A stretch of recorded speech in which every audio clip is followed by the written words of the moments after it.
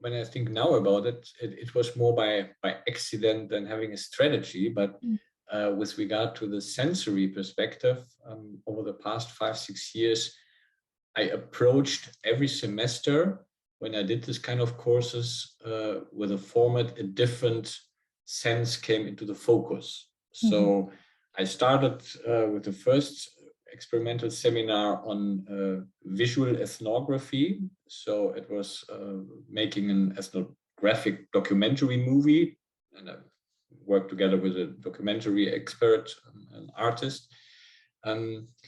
So there the students really had to do an ethnographic movie about an environmental and sustainability topic, which they had to choose. So it could be organic agriculture, it could be a question with water, etc. And the students were asked to, on the one hand, really to engage with the scientific information on this specific topic, let's say water. And then on the other hand, they had to go out into the field in order to create over the whole semester a 5-minute short movie, short video about the topic. So that was the visual ethnography approach, and the sight as the sensory focus. In another seminar, then I moved on and I collaborated with a sound artist. And there the idea was that, again, the students should choose a sustainability topic, environmental topic, which are of interest to them.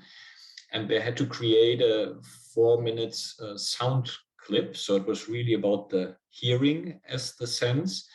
For example, one group, they produced a very nice sound clip, I think, about the production or the life cycle of bread. So they started with the fields, and you could hear the birds in the fields and so on, through the bakery, the machinery, through the eating, and everything was then condensed in a 5 minutes or 4 minutes artistic sound artifact, sound product. So that was about hearing.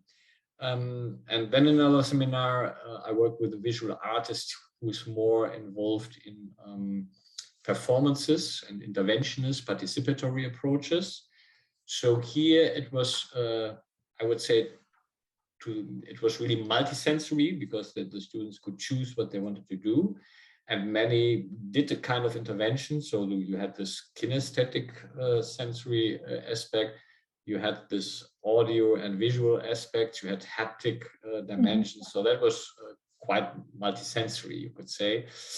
So in the end, I think over the past years, it was really experimenting how we can use arts-based strategies and methods with the different sensory foci to give or to strengthen, I always call it, this sensory aesthetic competence in the students, and to access sustainability and environmental questions with a different with this different access. And for me, because I'm still a scientist, and I think there's a value of the theoretical thinking as well.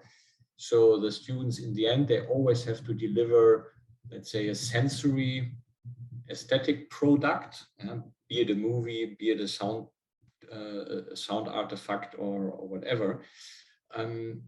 But then next to it, they have to hand in a scientific text on the topic. And in the scientific text on the topic, they have one chapter to reflect on the procedure. So how did they proceed with their scientific sensory arts-based work?